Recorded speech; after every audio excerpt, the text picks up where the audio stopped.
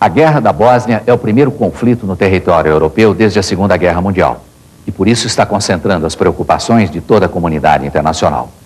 Com os olhos voltados para a Bósnia, o mundo parece ignorar o sofrimento de Angola, que está em guerra há 30 anos e vive o drama de uma nação totalmente devastada pelos confrontos entre dois grupos políticos em luta pelo poder.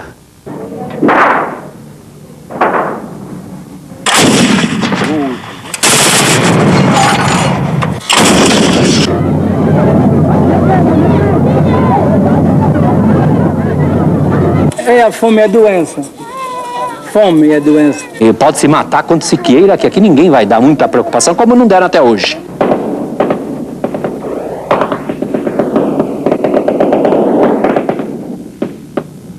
A Guerra Esquecida de Angola, primeira parte. Este é o nosso assunto de hoje.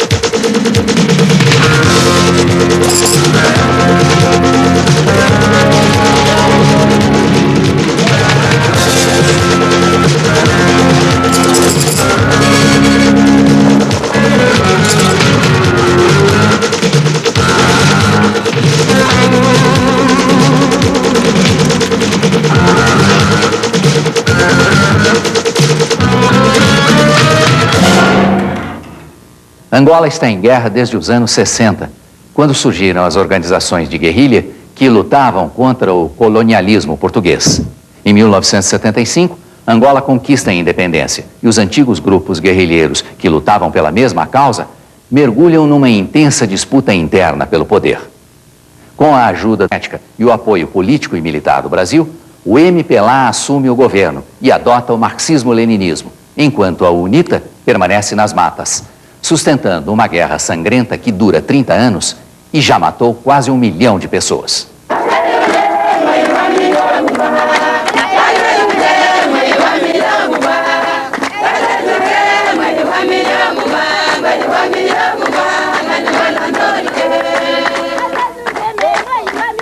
Numa igreja sem teto na beira da estrada, em um vilarejo pobre dos arredores de Luanda, o povo de Angola exercita sua fé e procura forças para resistir aos tempos de guerra.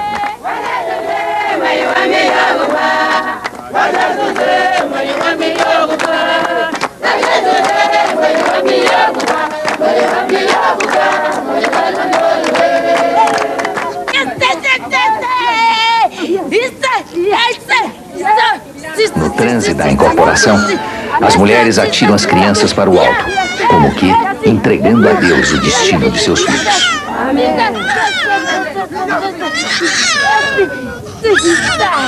Dá-nos ferro busta para resistir.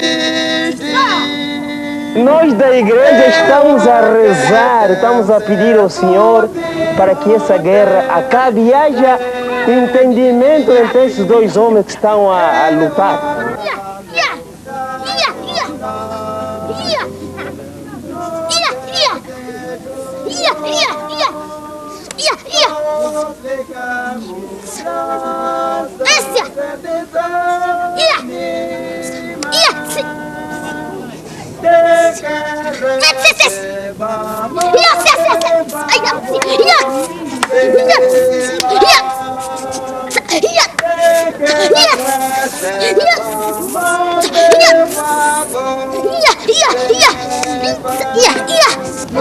Durante o culto na pequena igreja espiritualista, o pastor mistura o dialeto quimbundo com a língua portuguesa trazida pelos colonizadores no século XV.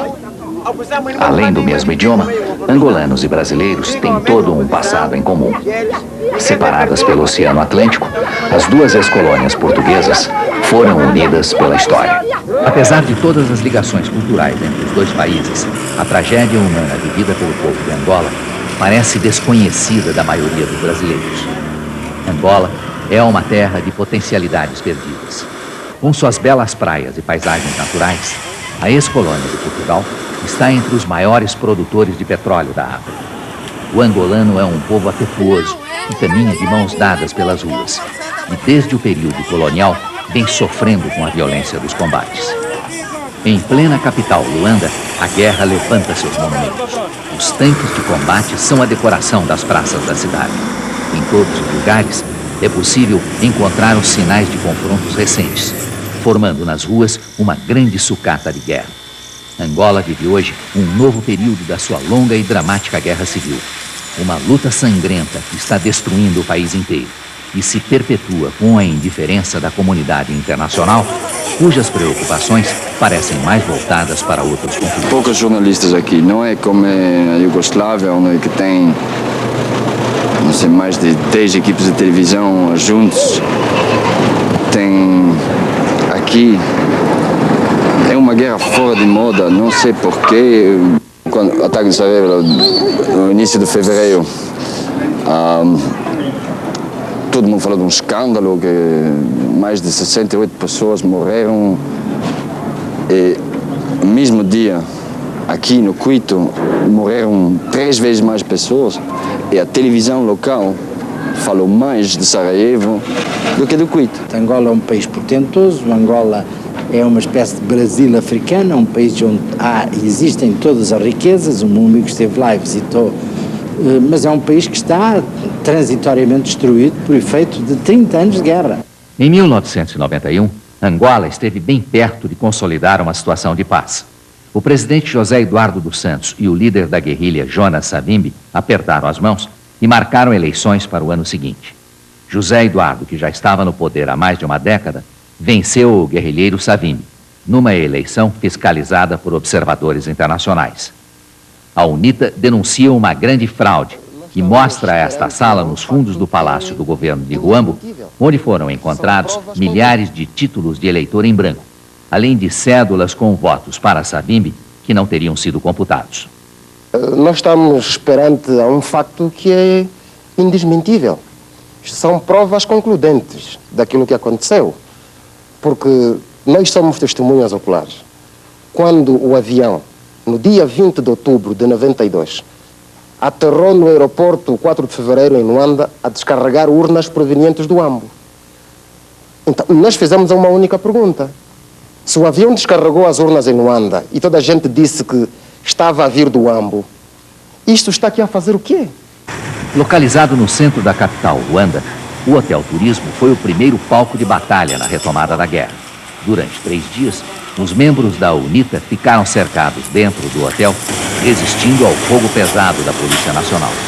O hotel, que era um dos melhores da cidade, ficou totalmente destruído. Começava ali uma nova fase da Guerra Civil, desta vez mais forte do que nunca. Esta guerra foi uma coisa bem estudada, foi uma coisa provocada, porque os angolanos não estavam em condições de ter eleições. Com o fracasso das eleições do Acordo de Paz, o final do ano de 92 foi marcado por uma retomada radical dos confrontos. Anteriormente restrito às zonas rurais, o palco da guerra avançou sobre as cidades. Angola mergulhou no período mais dramático da sua história, registrando mais de 1000 mortes por dia. No ano passado, na cidade do Quito, um operador de câmera amador gravou imagens de combates encarniçados. No meio da confrontação entre soldados leais ao governo e as forças militares da UNITA, a população se deslocava pelas ruas, tentando fugir de um encontro com a morte.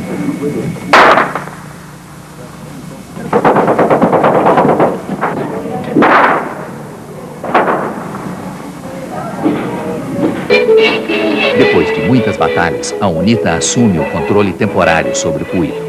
Nas ruas da cidade destruída, um carro de som anuncia a vitória da guerrilha e pede a colaboração dos moradores sobreviventes. Para todos os compatriotas SAPLA, Polícia, Defesa Civil, população genuína da cidade. mais uma vez, aceite os nossos abraços do tamanho da Angola. Quase 2 anos depois de retomada a Guerra Civil, a cidade do Cuito, capital da província do Bié, se transformou no mais triste retrato de uma nação dividida entre 2 exércitos. As forças do governo e da guerrilha estão presentes na região e cada uma controla uma parte da cidade. Aproveitando um período de trégua durante algumas horas, a equipe do documento especial conseguiu circular pelas ruas. O cenário é de total destruição. Casas e prédios arrasados são o resultado de vários meses de combates entre o governo e a UNITA. O que antes era um bairro residencial de uma agradável cidade interiorana, hoje se transformou numa grande avenida de escombros. Não há um só prédio ou casa do Cuito que tenha escapado dos ataques aéreos e da artilharia pesada. Estima-se que no auge dos combates eram jogadas 1.500 bombas por dia sobre a cidade.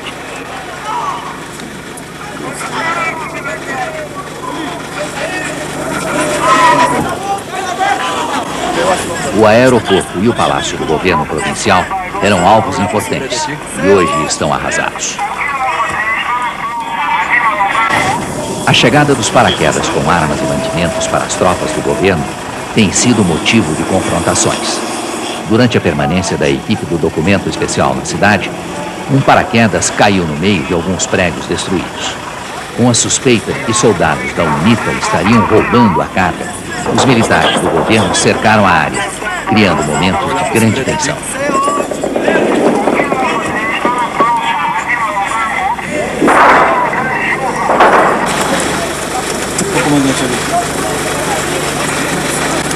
Nós temos aqui um princípio: ninguém viola as linhas do outro.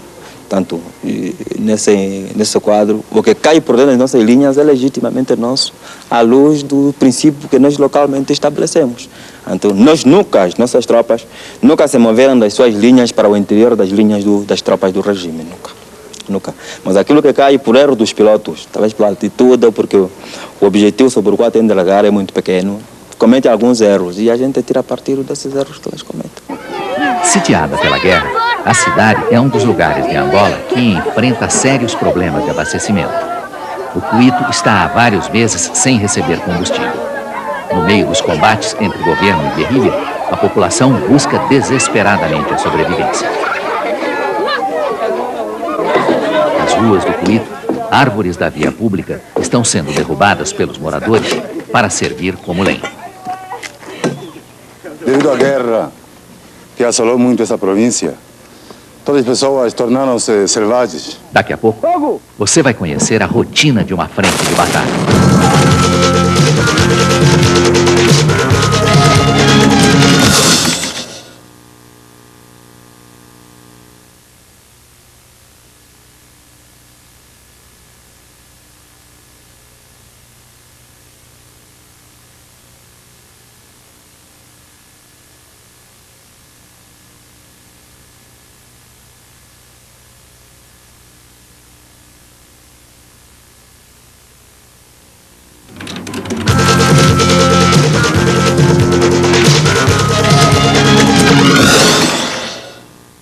A Guerra de Angola tem origem no antagonismo de 2 grupos étnicos, agravado pelo conflito ideológico dos tempos da Guerra Fria.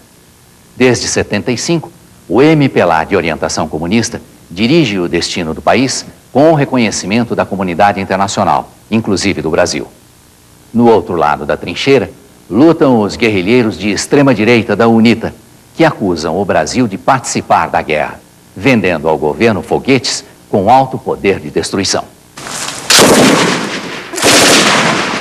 O conflito de Angola tem as características de uma guerra de guerrilha desenvolvida tradicionalmente nas matas, no interior do país.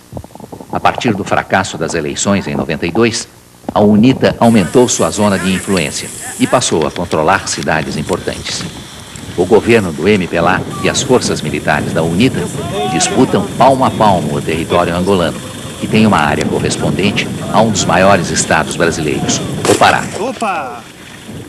A UNITA domina a região produtora de diamantes e algumas cidades do interior.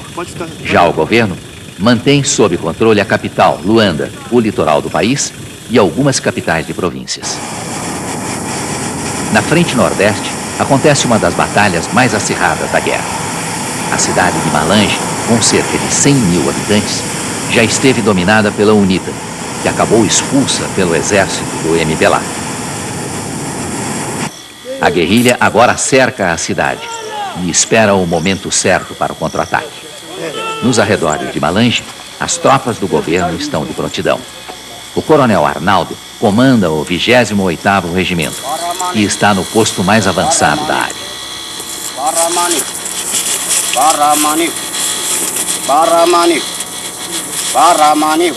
Eles devem ter cuidado porque tem que andar onde estou a passar, porque por aí podem assinar uma mina.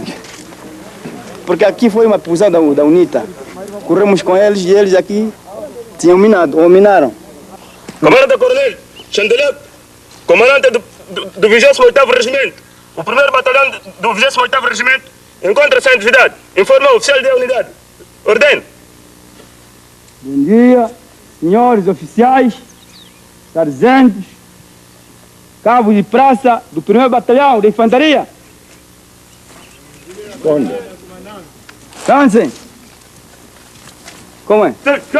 Os outros foram onde? O comandante foi em patrulha. Ah? Fora na patrulha, comandante. Informa que fala alto, pá. Fora na patrulha, comandante. Ah, na patrulha? Sim. Tá bom. Está de serviço? Sim, estou. Ok.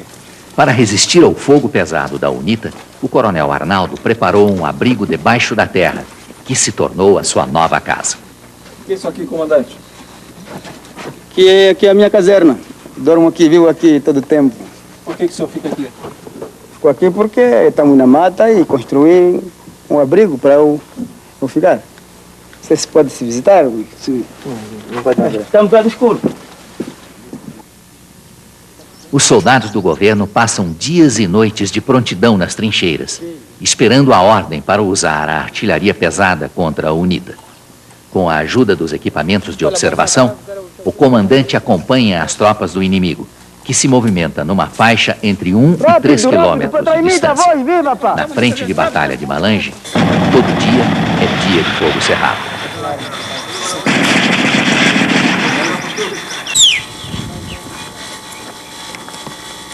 Contra o objetivo, fogo!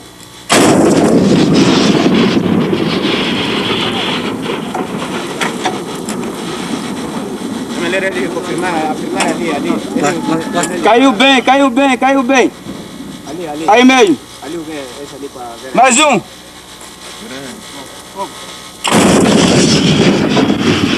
As armas utilizadas na Guerra Civil são remanescentes dos anos 70 e 80.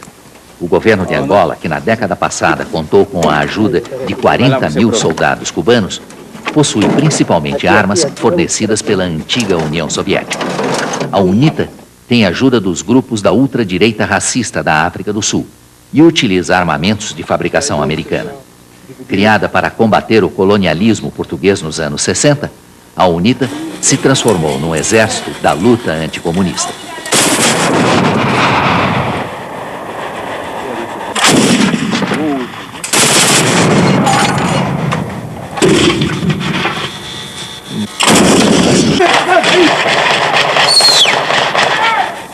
Fogo!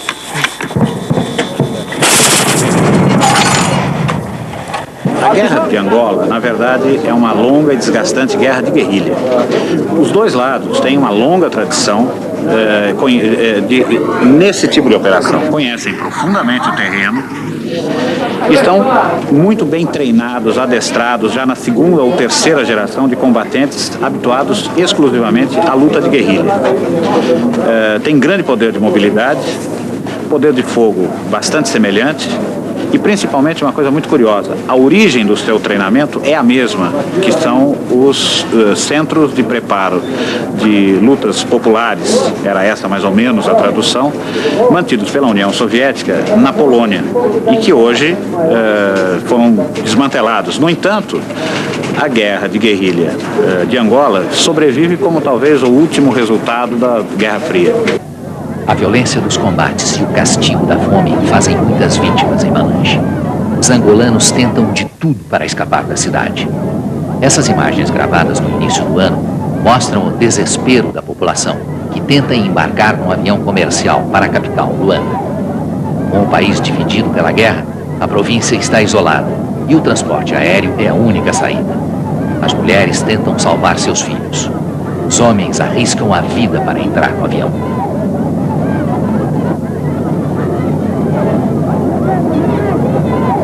Os soldados usam a violência para afastar a população em desespero.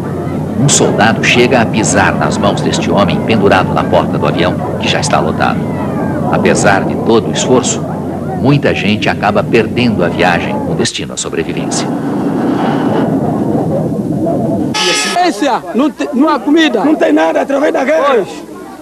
Como resultado da guerra que divide o país, do colapso do mercado e da paralisação da produção agrícola, a Organização das Nações Unidas estima que 3.300.000 angolanos perderam a capacidade de garantir a própria sobrevivência.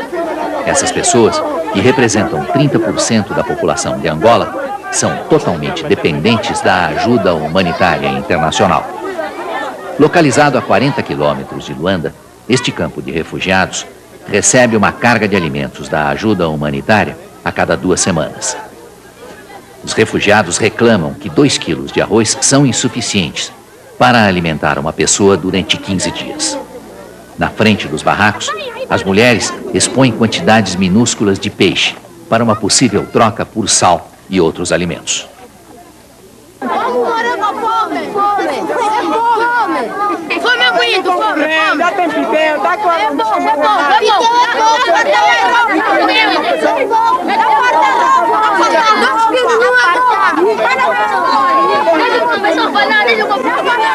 O Campo de Boa Esperança é um dos muitos agrupamentos de pessoas que estão fugindo da guerra. São 40.000 habitantes que levam uma vida improvisada. Quase todos os moradores do campo são procedentes da cidade de Nambuangongo, na região norte de Angola. A composição étnica do acampamento é majoritariamente formada pelos quimbundos, ligados ao governo do MPLA, além de algumas famílias de quicongos e umbundos. Surpreendidos pela guerra em 92, os moradores revelam que foram expulsos de suas cidades pelas tropas da UNITA. Logo que o Dr. Savimbi perdeu as eleições, a sua gente, os seus militares das falas, pegaram em armas e começaram a matar as populações do MPLA. Perseguiam os dirigentes do governo e do partido no poder. E, portanto, vimos-nos forçados.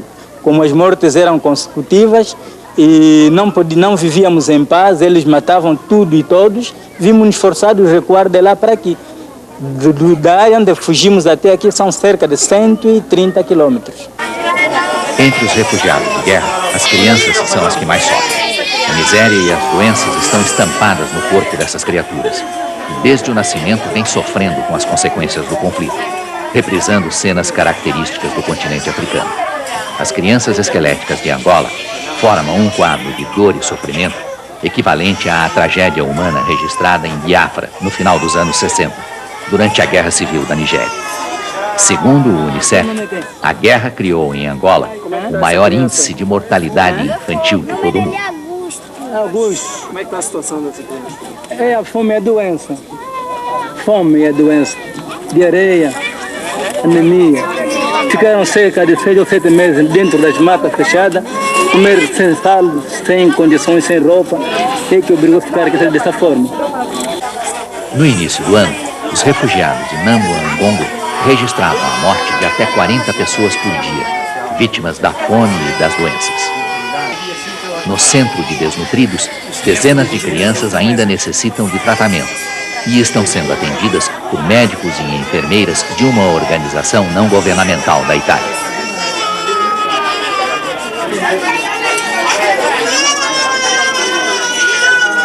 Você logo chega a Angola, logo desce do avião, vai ver centenas de crianças a pedir esmolas, você vai ver centenas de crianças a dormir na rua, você vai ao hospital, você vai ver todos os dias mais de 10 crianças a morrerem. Eu sei que em Angola devem morrer mais de 1000 crianças por dia. Agora você imagina o que é morrer mais de 1000 crianças por dia. A nível de dimensão de tragédia humana e do nível de mortos, a situação de Angola é 10 vezes mais dramática que a situação da Bósnia. Eu acho que não é só questão de esquecimento, né? É questão de projeto mesmo. Porque Angola, no cenário internacional, ela tem um valor muito pequeno, muito relativo. Ao passo que falar da Bósnia é falar de toda uma região que está ali quase que no coração europeu, com interesses do mercado comum europeu, com interesses que está a mexer no coração e na cabeça do mundo inteiro. Angola, o que é Angola para o mundo? É um lugar de investimento, de exploração mesmo alta. E pode se matar quando se queira, que aqui ninguém vai dar muita preocupação, como não deram até hoje. Daqui a pouco, você vai ver que Luanda triplicou a sua população e se transformou no maior campo de refugiados da Guerra Esquecida de Angola. Você vai acompanhar também o dia a dia dos soldados, que garantem a segurança da capital, Luanda.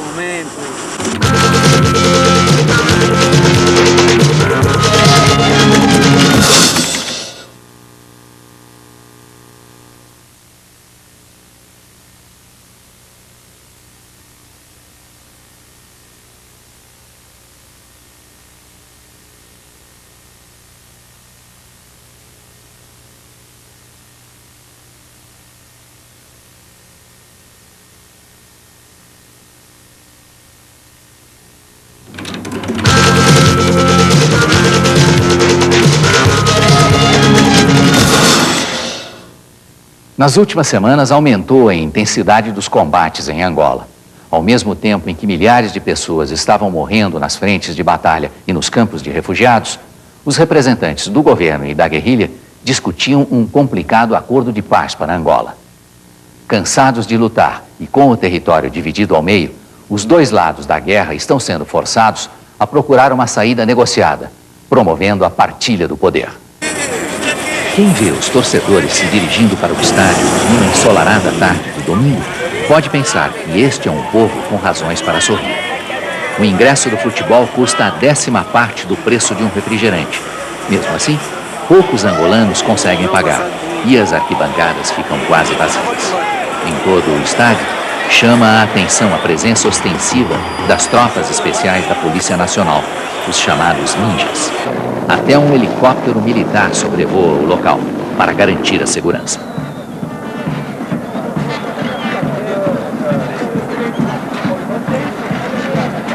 Luanda vive um clima de aparente tranquilidade.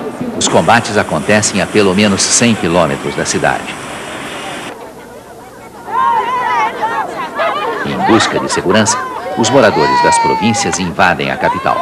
Nos últimos 3 meses, Luanda saltou de 1 milhão para 3 milhões de habitantes. Conhecidas como museques, as favelas crescem assustadoramente na periferia. Os problemas sociais se multiplicam.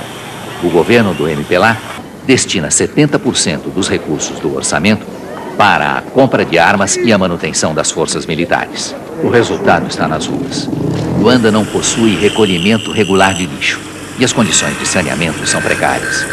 O trânsito está ainda mais confuso e o transporte coletivo é insuficiente para absorver a invasão dos refugiados.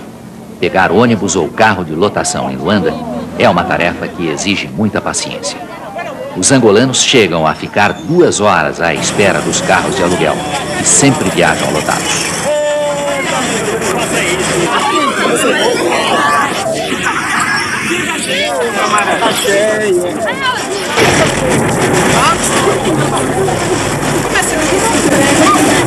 A guerra civil gera uma profunda desordem econômica em Angola. O salário mínimo está na faixa de $1 por mês. O desemprego atinge níveis alarmantes. Em cada esquina da capital, dezenas de jovens tentam ganhar uns trocados vendendo todo tipo de produto. Numa cidade onde praticamente não existem lojas, supermercados e nem comércio organizado, os vendedores ambulantes se transformaram numa das poucas opções de compra para quem ainda tem dinheiro.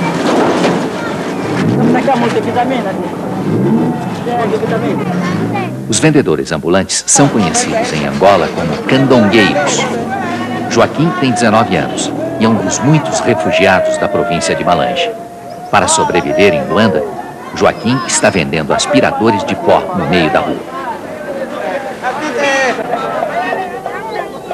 O prato típico de Angola é o fungi, preparado com uma espécie de fubá de milho e vendido pelas candongueiras nas inúmeras feiras livres de Luanda. Para comprar o fubá por um preço acessível, Algumas candongueiras esperam durante horas nas proximidades desta fábrica. Elas enfrentam a violência de policiais e vigias civis, que, alegando razões de segurança nacional, não permitem aglomeração ao redor da fábrica. Hoje não são autorizados eles ficarem aqui. Não podem ficar aqui, só aqui, olhando do que era dessas coisas. É malo, o comandante vem aí, é problema. Quem entra? Eu digo o chefe, e esse é mau. Com a invasão dos refugiados, aumentou o índice de criminalidade em Luanda e por isso muita gente está andando armada. A polícia mantém postos de controle dia e noite em vários pontos da cidade. Luanda não registra combates, mas é uma cidade essencialmente militarizada. A segurança de Luanda é garantida por um grande esquema de proteção contra as constantes investidas da UNITA. O exército mantém um rígido controle nas estradas de acesso à capital.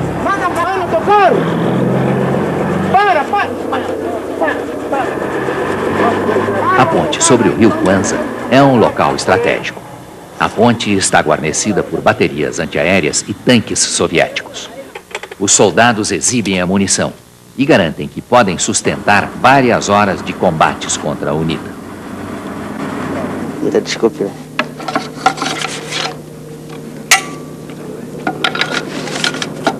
O que você fez aí? Você tira de controle. Porque assim, se eles ficam descontrolados, aperto, ele sai. O que está atrás desse também, o outro cai. Na Guerra de Angola, cada novo combate é uma vingança por batalhas anteriores. Na ponte sobre o rio Kwanza, soldados com uma obsessão homicida esperam ansiosamente o momento de enfrentar outra vez a UNITA.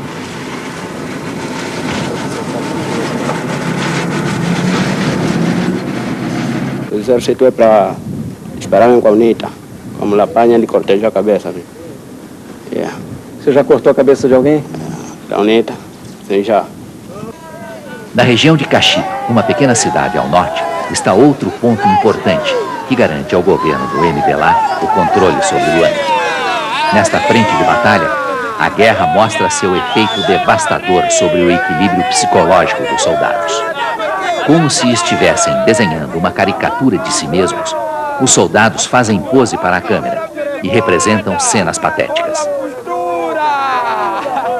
Olha, tá! Essa agora é que é postura, militar! Água no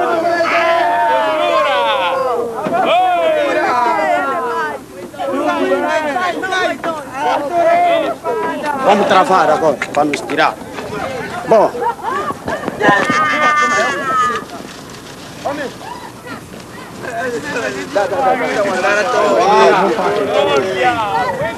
Visivelmente drogado, esse soldado insiste em mostrar o seu morteiro de 60 milímetros, uma arma com alto poder de destruição. Não! Vamos lhe fugir! Apoia! Vamos abaixar! Abaixa! O grande Rambo americano! Vai agora! E aqui, já era! Bora! O Quimbugo tá bem fudido! Com uma carga, corre 3 km. Com 2 cargas, corre 4 km. Com 3, 6 km. Depois do fracasso das eleições, toda a região de Caxito esteve dominada pela UNITA. A vitória sobre o inimigo é motivo de orgulho dos soldados, que enfrentam até a fome na tarefa de garantir a superioridade do governo na região. O arroz puro é o alimento diário dos soldados.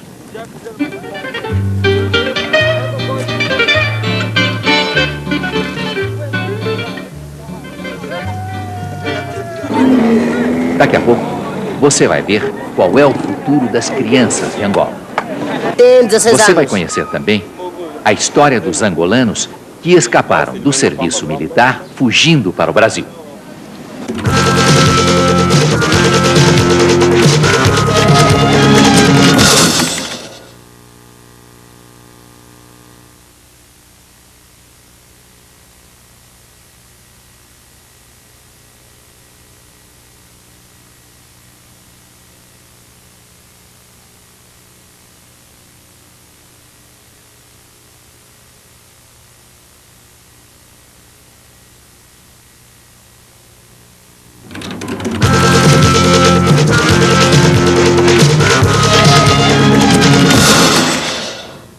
As raízes da escravidão e a língua portuguesa são fatores que levam a profundas ligações entre Brasil e Angola. O povo de Angola mantém verdadeira adoração pela cultura brasileira. Naquele esquecido país africano, o Brasil é considerado uma grande potência. Por isso, centenas de jovens com medo da guerra estão fugindo para o Rio de Janeiro e São Paulo em busca de asilo, refazendo o caminho que um dia foi percorrido pelos escravos. A guerra é a brincadeira preferida dos meninos de Angola. Agora tem mais de Com 2 suas milhões. metralhadoras de brinquedo, Não tem eles casa. fazem de conta que são soldados ou guerrilheiros. Mais cedo do que imaginam, a fantasia se torna uma dura realidade. Crianças de até 12 anos já conhecem a rotina da guerra, lutando para garantir a sobrevivência. Oficialmente, o Exército de Angola incorpora meninos a partir dos 15 anos de idade. Tô aqui. Já. Dengue de muita batida. Tem 16 anos. Obrigados a lutar nos campos de batalha, os soldados abandonam muito cedo os estudos. O serviço militar tem a duração de 10 anos e quem se nega a cumpri-lo corre o risco de ser acusado de simpatizante da guerrilha. Cadê o garoto? Entre os refugiados angolanos que estão no Brasil, alguns fogem com medo da violência dos combates. Mas a grande maioria tem entre 18 e 20 anos e tenta escapar do serviço militar. Eu me recuso em pegar numa arma para matar um irmão meu, entendeu? Que a guerra praticamente é uma guerra injusta. Não tem motivo de ser. E aquilo mais essa guerra é mais para encher os bolsos dos milionários. Com o status de exilados políticos concedidos pelo Alto Comissariado da ONU, eles têm asilo provisório garantido no Brasil. Os refugiados de Angola e de outros países recebem um salário mínimo por mês, enviado pelas Nações Unidas e distribuído pela Caritas, uma entidade ligada à Igreja Católica. No Rio de Janeiro, é fácil encontrar os angolanos, que todos os dias se concentram em frente ao prédio da Caritas, no bairro da Glória. Descontentes com o baixo valor da ajuda de custo que recebem, eles já fizeram protestos. Na verdade, um grupo de refugiados, lamentavelmente, tomou a residência cardeal, aonde funciona a Caritas, e ficaram numa posição muito radical.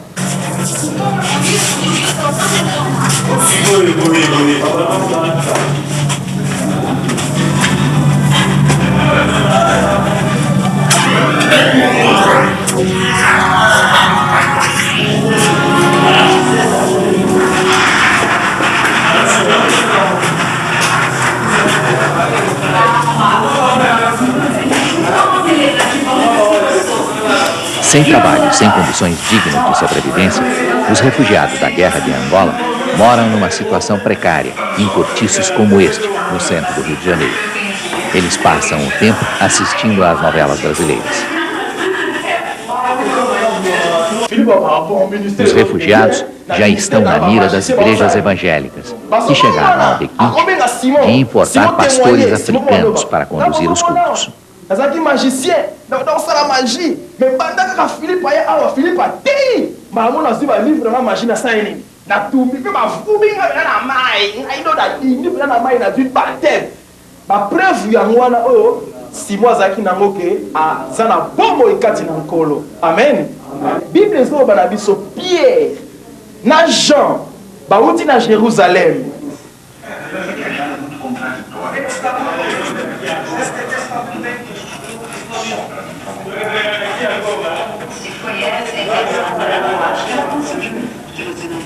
As acomodações são improvisadas e os refugiados reclamam de ratos e baratas. Os angolanos se dizem arrependidos de vir para o Brasil e garantem que no seu país tinham uma vida mais digna. Nós estamos morando no morro por causa do Cumbué Cochito. Como então você também morando? As ameaças que os magês fizeram naquele dia, você não estava lá? Eu estava lá. Penso que o angolano está chorando de barriga cheia, porque nem brasileiro tem esse privilégio. Está chorando de barriga cheia, pelo menos eu tenho médico, quando quiser, tenho o meu subsídio e tenho ainda, vamos dar a faculdade. Pô, eu acho que está bom para mim. Se eles acharem que é pouco, vão trabalhar. Sofrendo entre dois exércitos numa luta selvagem pelo poder, o povo de Angola é vítima da brutalidade de seus próprios líderes. As negociações de um acordo de paz caminham a passos lentos na cidade de Lusaka, enquanto a população é massacrada nos campos de batalha. Angola passa por um conflito interno envolvendo grandes interesses econômicos e políticos, inclusive do Brasil, e o destino de sua guerra esquecida está nas mãos da comunidade internacional. A participação do Brasil na Guerra de Angola é bem maior do que pode parecer. Desde 1975, o governo brasileiro vem tomando partido na guerra em favor do MPLA. O Brasil é fornecedor regular de armamentos para as Forças Armadas de Angola. Na próxima semana, na segunda parte da reportagem, o documento especial mostra os efeitos da última remessa de armas enviada pela indústria bélica brasileira. Os foguetes fabricados pela Avibras de São José dos Campos têm alto poder de destruição e levaram a Angola ao período mais dramático do conflito. A Guerra Esquecida de Angola, segunda parte. Este é o nosso assunto na próxima semana. Até lá.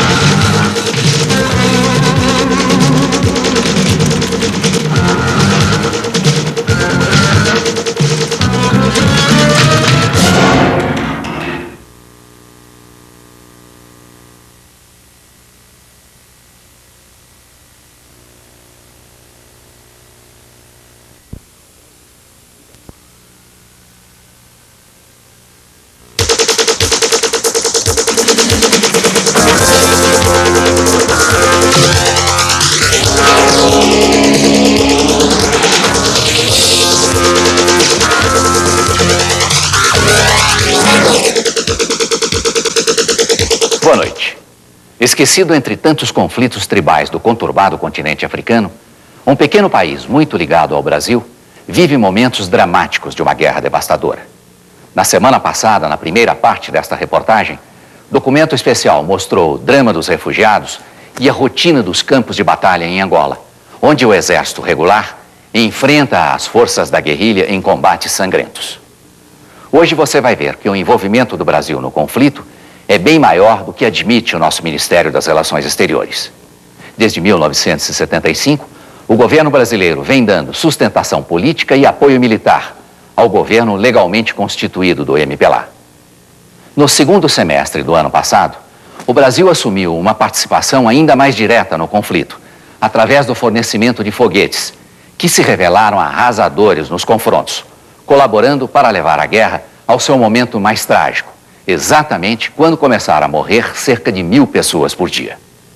A Guerra Esquecida de Angola, segunda parte. Este é o nosso assunto de hoje. Seus militares no Brasil mentem ao povo brasileiro, mas não mentem ao povo angolano. Eu realmente não sei se está sendo exportado alguma arma para Angola. A situação de paz que hoje existe, o equilíbrio que se restaurou na Angola, deve-se, sem dúvida, ao fornecimento de armamentos brasileiros. Quando eu vi que fiquei sem perna, comecei a chorar. O Brasil fornece regularmente minas. Em 1 minuto, no documento especial.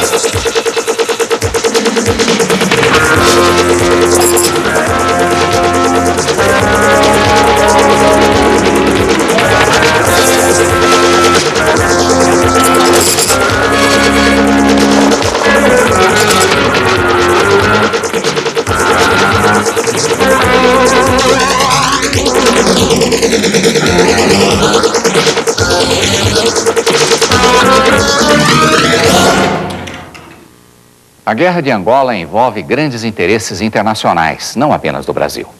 Segundo os observadores do conflito, a vitória de Nelson Mandela na luta contra o apartheid na África do Sul pode se refletir positivamente em Angola.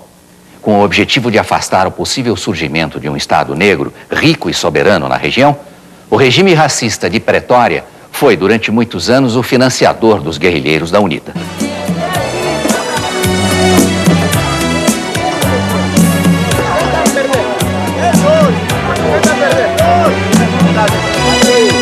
Eu sou daquela terra que é cheia de crianças, que de idade ainda terra já são cheias de mais lembranças.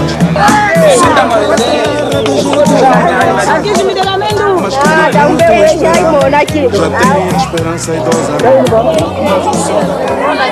Mercado Roque Santeiro, centro de Luanda. A maior feira livre de Angola é o epicentro da desordem econômica de uma nação em guerra. Milhares de vendedores ambulantes vivem uma cena bíblica em pleno continente africano. São desempregados buscando a sobrevivência. O nome Roque Santeiro surgiu quando a novela brasileira foi exibida em Angola. Aqui é possível encontrar desde roupas e tapetes até aparelhos eletrônicos de origem duvidosa. Quase todas as mercadorias à venda são importadas, já que a produção industrial em Angola é insignificante.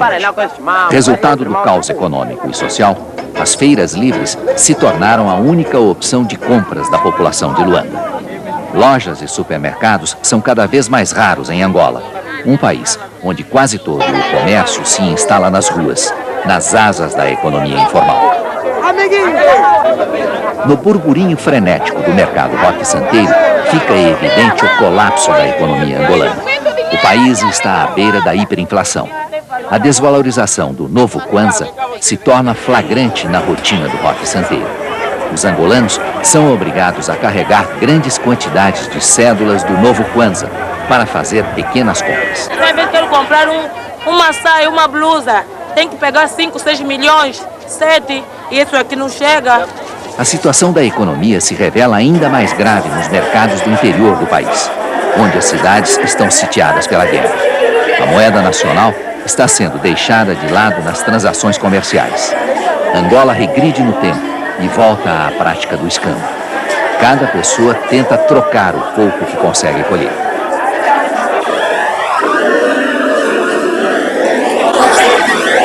O sistema de trocas é a única alternativa num país onde a produção agrícola foi praticamente paralisada pela guerra. Nas terras férteis de Angola, os dois exércitos em conflito semearam algo em torno de 10 milhões de minas, que seriam suficientes para deixar mutilados cada um dos 10 milhões de habitantes do país. Entre civis e militares, calcula-se que 50 mil pessoas já tenham perdido as pernas ao pisar nas minas.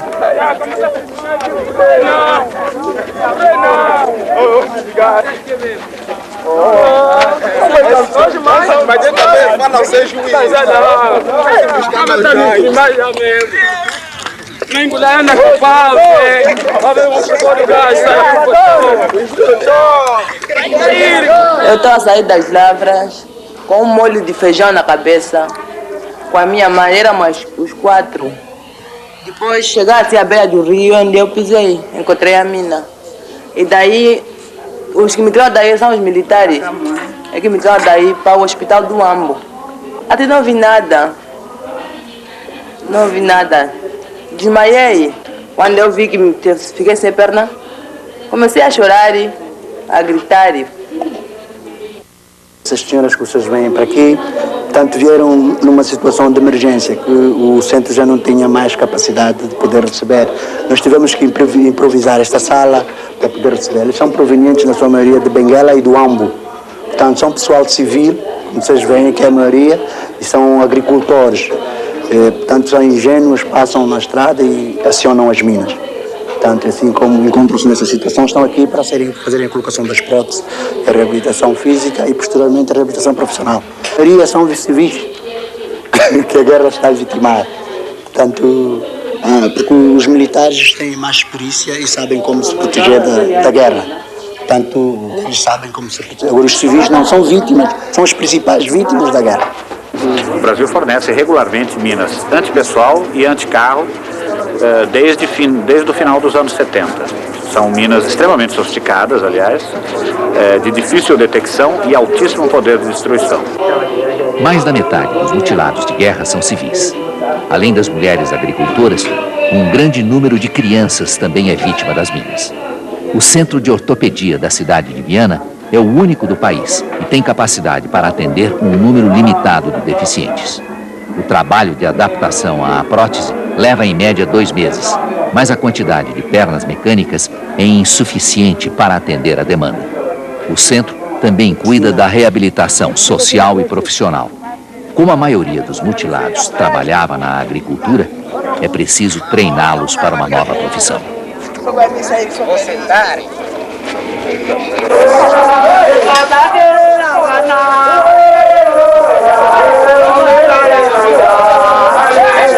Daqui a pouco, você vai conhecer a operação de ajuda humanitária montada pelas Nações Unidas para salvar as vítimas da fome. Você vai saber também quem são os senhores da guerra em Angola. E vai ver uma entrevista exclusiva com o líder da guerrilha, Jonas Savimbi.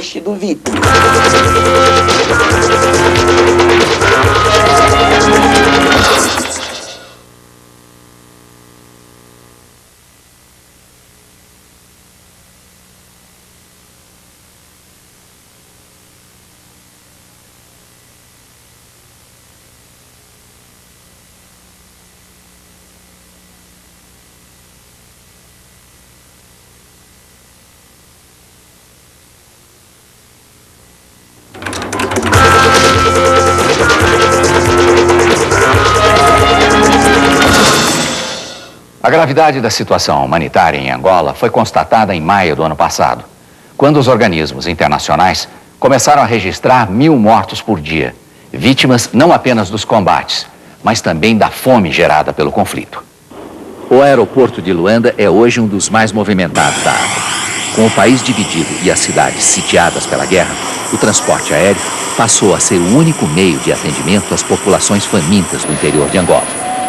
A Organização das Nações Unidas coordena uma gigantesca operação de ajuda humanitária, que nos últimos 12 meses já consumiu mais de 200 milhões de dólares. Enormes aviões de carga transportam uma média de 400 toneladas de alimentos por dia, voando inclusive para as zonas de conflito, em operações de alto risco. Várias localidades continuam inacessíveis por causa dos combates, e muita gente ainda morre de fome em Angola. Os voos das Nações Unidas são aprovados pelas duas partes e nós seguimos procedimentos de segurança extremamente rígidos para evitar grandes acidentes. Mesmo assim, é frequente que um dos nossos aviões aterre no meio de bombardeamento e já tivemos várias vezes aviões atingidos. As operações de descarga dos alimentos são feitas com grande rapidez para reduzir ao máximo o tempo de permanência dos aviões nas áreas de conflito. Cada novo carregamento representa uma diminuição da fome nas cidades. Por isso, os aviões são recebidos com festa pelos trabalhadores.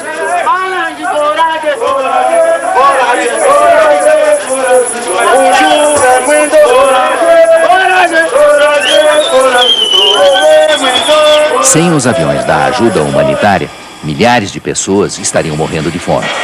No aeroporto de Malange, crianças famintas cercam os aviões da ONU para catar as sobras da operação de descarga dos alimentos.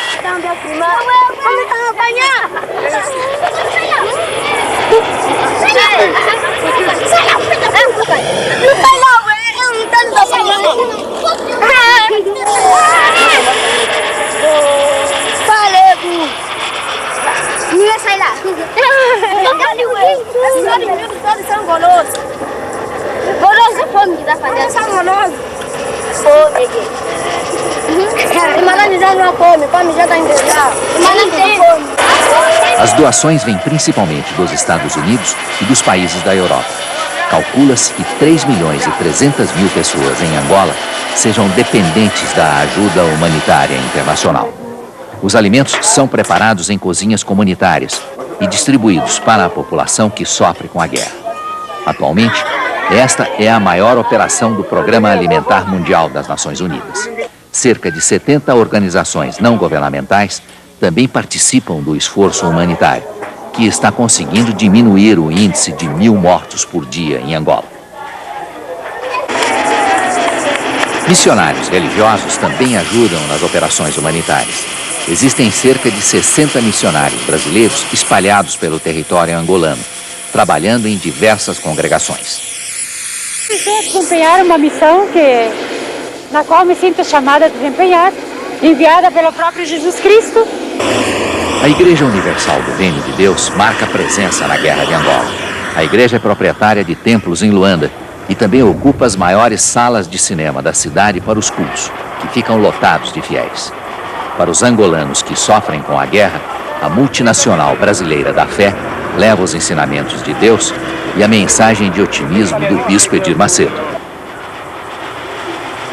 Meu Deus, Ele é que ajuda as pessoas, Ele ora pelas pessoas. Estão aqui outras pessoas também que têm andado com Jesus, vêm dar testemunhos, que têm sido abençoados, que recebem carros bonitos, que recebem posições em empresas. Lógico que o pastor também, que é uma pessoa de Deus, ele que nos encaminha, ele também tem que ser mais abençoado ainda.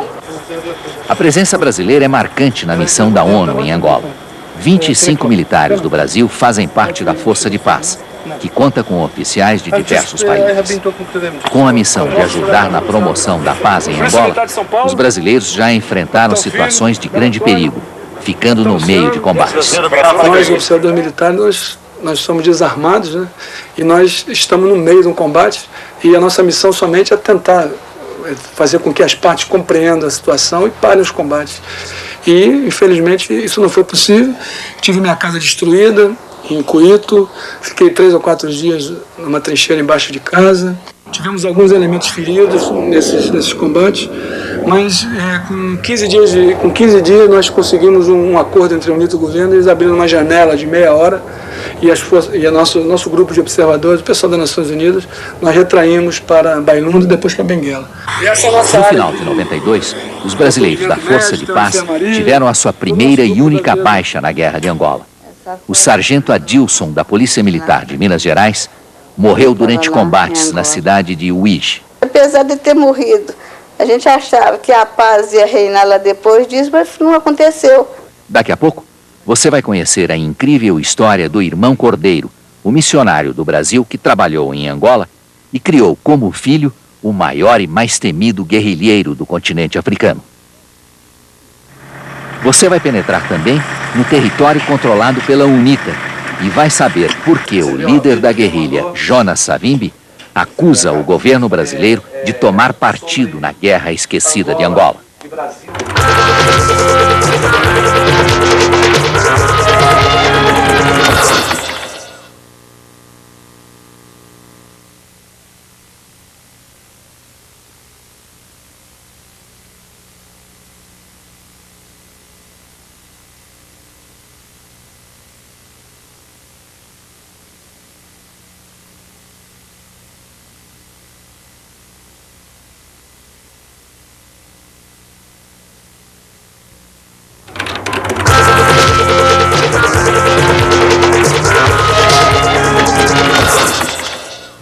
A passagem do presidente de Angola pelo Brasil há alguns dias foi cercada de mistérios. José Eduardo dos Santos veio com a família para um período de férias no litoral baiano, onde foi recebido com honras pela direção da empreiteira Norberto Odebrecht, que constrói uma hidroelétrica em Angola. As ligações da empresa e do governo brasileiro com o governo do MPLA têm sido motivo de críticas do guerrilheiro Savimbi, que acusa o Brasil de tomar partido na guerra civil angolana como fornecedor regular de armamentos ao exército. 2 homens comandam a guerra em Angola.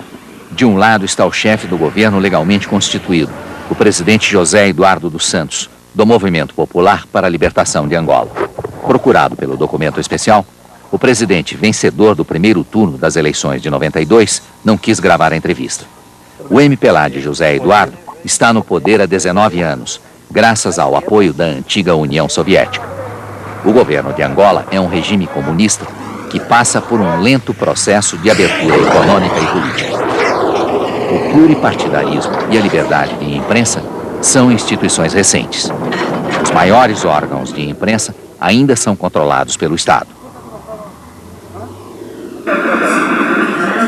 Em algum lugar secreto na província de Huambo, o líder Jonas Savimbi faz ao vivo um pronunciamento através da rádio Vorgan, a voz de resistência do galo negro, símbolo da guerrilha.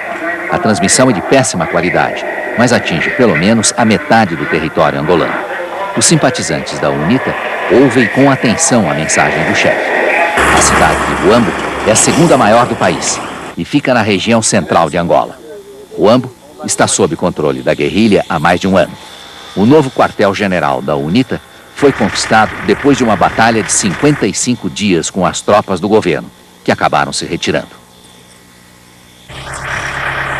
Cercado por um forte esquema de segurança, o líder da UNITA, Jonas Savimbi, recebeu a equipe de documento especial para uma entrevista inédita na televisão brasileira. Há 35 anos, o guerrilheiro Savimbi luta pelo poder em Angola. Se nós aceitamos as eleições, foi simplesmente porque nós queríamos atravessar uma crise, esquecermos e ir para frente. Mas para a UNITA e para os nossos simpatizantes, as eleições foram fraudulentas, foram irregulares. E até nós estamos numa situação paradoxal em que temos democracia de partido único, que controla as finanças, a comunicação social, a polícia e destrói figuras políticas que não forem agradáveis ao regime. Em Huambo, a casa onde morava o líder da União Nacional pela Independência Total de Angola foi totalmente destruída no último ataque da Força Aérea do governo.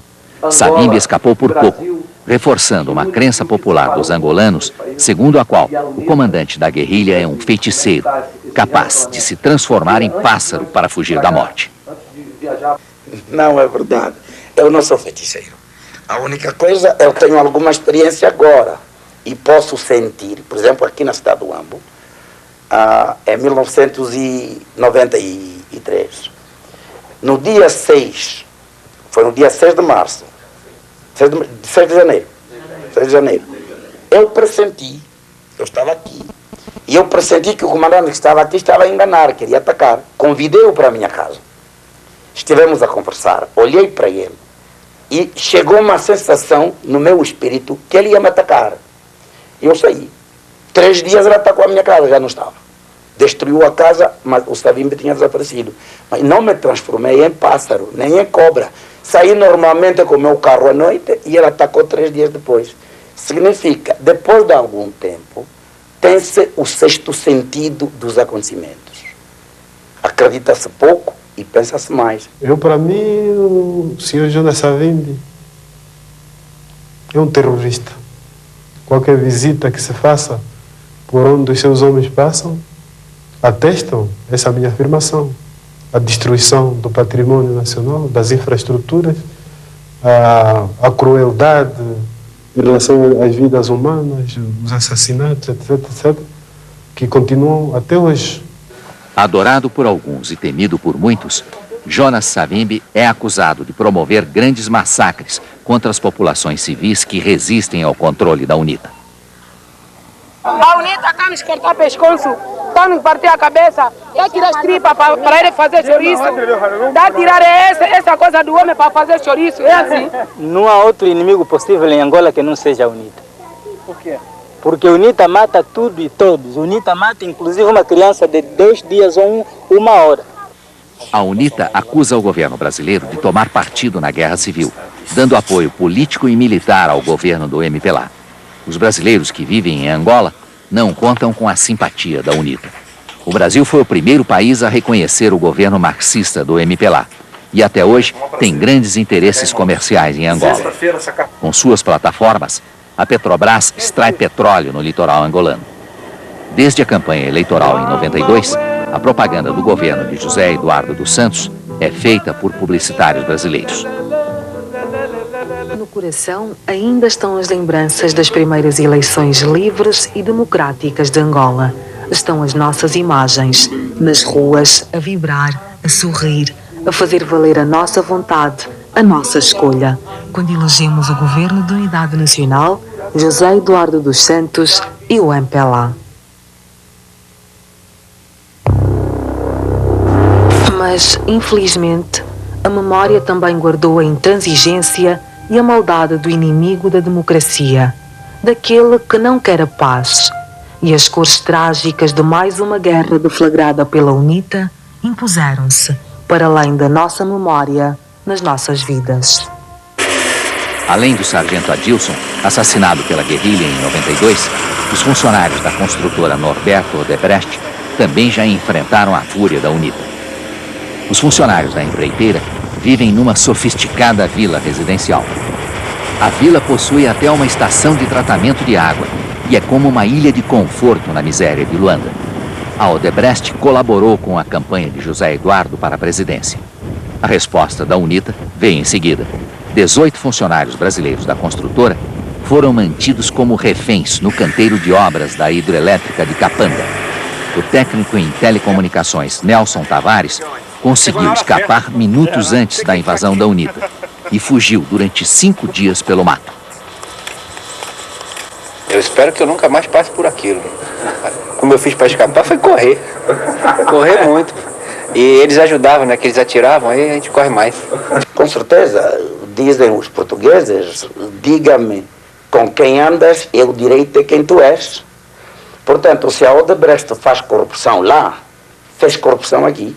E no MPLA há problemas e no exército e no governo, esquemas de corrupção terríveis. Chamam aquilo comissões. Digamos assim, um botão custe 200 cruzeiros. Elas pedem para que faturem o botão a 400, para os 200 serem divididos pelo vendedor e pelo elemento que fez a compra. Portanto, isto é não só roubar o Estado, mas é corromper as instituições. E é a prática corrente aqui em Angola. Este homem de 78 anos, cabelos grisalhos e aparência frágil, é o único brasileiro com livre trânsito entre os guerrilheiros da UNITA. O padre Armando Corbellini é gaúcho e hoje se dedica ao atendimento aos menores de rua no bairro da Tijuca, no Rio de Janeiro. Durante 30 anos, o irmão Cordeiro foi missionário católico na África. Na cidade do Cuito, em Angola, o irmão Cordeiro foi diretor de um colégio da congregação marista. Ele tinha naquela altura, devia ter 6, 7 anos, talvez. Depois ficou comigo até os 18 anos. E eu sempre reforçando os estudos dele, vivendo sempre comigo. Por isso que ele tem para comigo um relacionamento quase que de pai, né? Ele me chama de meu pai. Irmão Cordeiro, quando nós tivemos problemas aqui com a Odebrecht, e que tinha brasileiros que trabalhavam aqui, que estavam na posse da UNITA, foi necessário e suficiente o irmão Cordeiro telefonar para mim, fazer: Jonas, deixe os brasileiros voltar. Eu deixei imediatamente.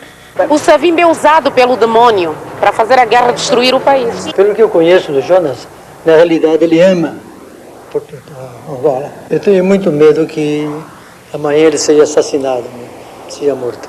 Tenho muito medo disso. Daqui a pouco, você vai ver como o governo brasileiro alimenta a guerra esquecida de Angola, fornecendo foguetes com alto poder de destruição.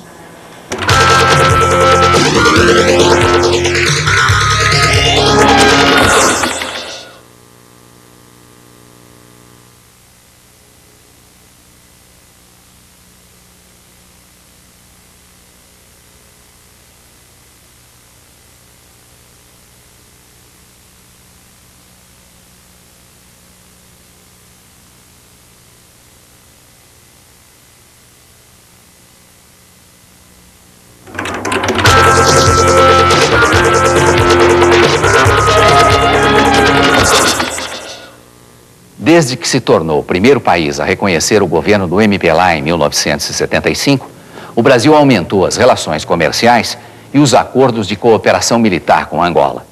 No segundo semestre do ano passado, a indústria bélica brasileira socorreu as Forças Armadas de Angola, que naquele momento enfrentavam uma situação de inferioridade dentro do cenário da guerra. Os foguetes brasileiros garantiram ao governo o controle sobre o território, mas, por outro lado, serviram para intensificar os conflitos, gerando o período mais trágico da guerra. Segundo um acordo comercial entre os dois países, 10% do petróleo extraído pela Petrobras em Angola é pago pelo governo brasileiro através do fornecimento de armas. Nos anos 80, Angola recebeu uma grande quantidade de carros blindados fabricados pela Engesa. Nos campos de batalha de Angola, os carros da Engesa se tornaram tão conhecidos que ganharam o apelido de Paquitos. O Brasil é um fornecedor regular de material militar para as Forças Armadas de Angola, embora o assunto seja tratado com muito cuidado pelas autoridades dos dois países. Naturalmente, por razões que se compreenderão, nós preferiríamos naturalmente, em relação a esta pergunta, dizer que ela se inscreve no quadro geral da cooperação frutuosa que se estabeleceu entre o governo de Angola e o governo brasileiro. Eu realmente não sei se está sendo exportado alguma arma para Angola.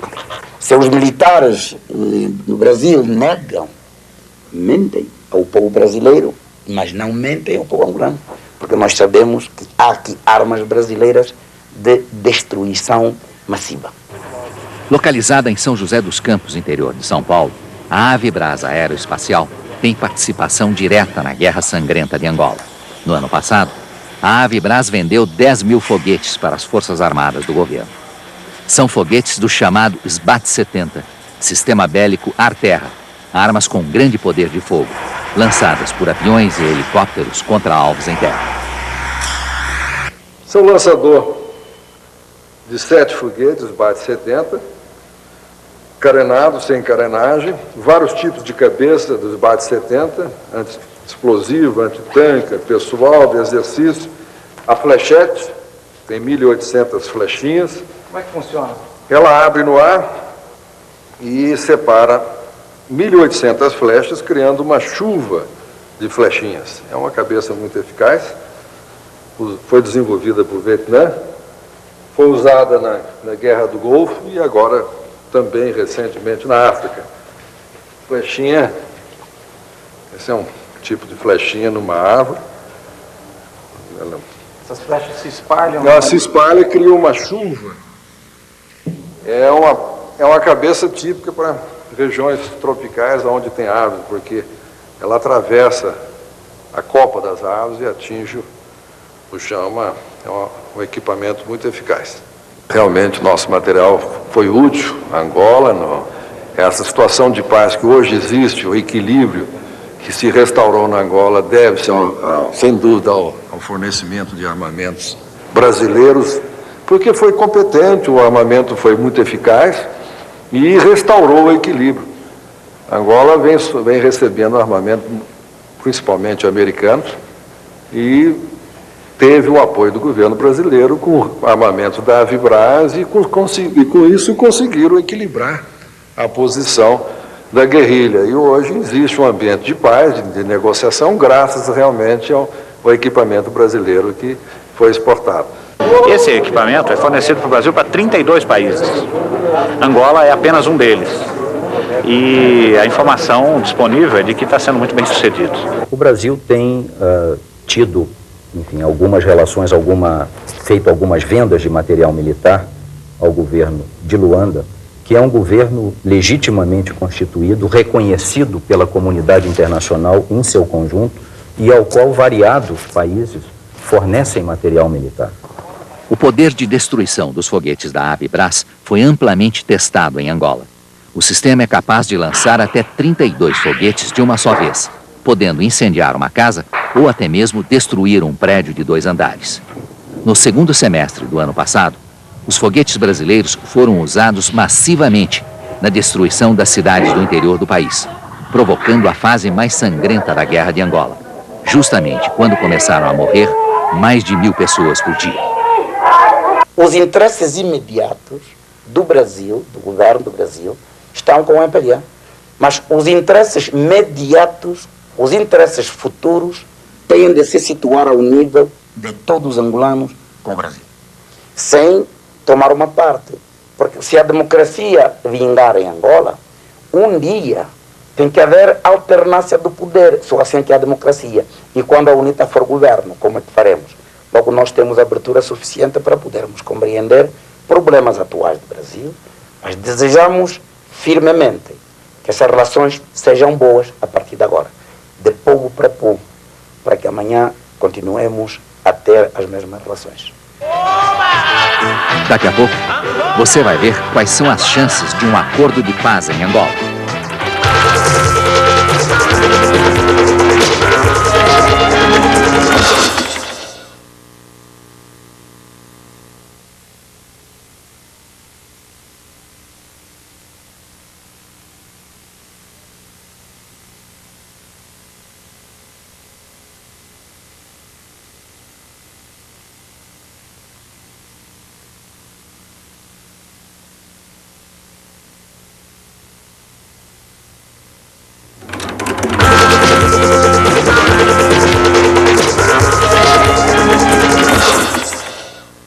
Desde novembro do ano passado, os representantes do governo e da UNITA discutem os termos de um acordo de paz, que parece estar num estágio avançado.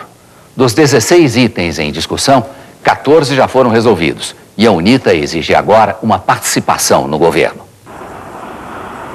As últimas notícias de Angola informam que houve um recrudescimento dos combates. A UNITA atacou linhas de transmissões de energia elétrica perto de Luanda. Há vários dias, os moradores da capital estão sofrendo com um grave racionamento de energia. O acordo de paz entre o governo e a UNITA se tornou um sonho ainda mais distante para o povo angolano. Militarmente, ninguém ganha esta guerra. Massacrado por 30 anos de guerra, o povo deste país africano, que tem ligações históricas com o Brasil, vive uma lenta e silenciosa agonia. Oprimida no meio de uma luta insana pelo poder, a população indefesa já não encontra meios para fugir ao seu destino macabro de sofrer com a violência de dois exércitos fanáticos. Na minha Angola de amanhã, na minha Angola de amanhã, na minha Angola de amanhã, na minha Angola de amanhã, na minha Angola de amanhã, na minha Angola de amanhã, eu vou ver minhas crianças pelas savanas correr, sem medo no olhar, nem do olhar que me fez sofrer. Vou fazer das minhas lembranças um conto de crianças. Celas superlotadas, rebeliões violentas e condições desumanas de sobrevivência caracterizam o cenário das penitenciárias brasileiras. Na próxima semana, documento especial penetra nas celas e nos corredores dos principais presídios do Brasil, revelando um dos maiores problemas sociais do país. A reportagem mostra também a vida dos líderes do Comando Vermelho dentro da Galeria B, da Penitenciária de Segurança Máxima de Bangu 1. O sistema penitenciário. Este é o nosso assunto da próxima semana. Até lá!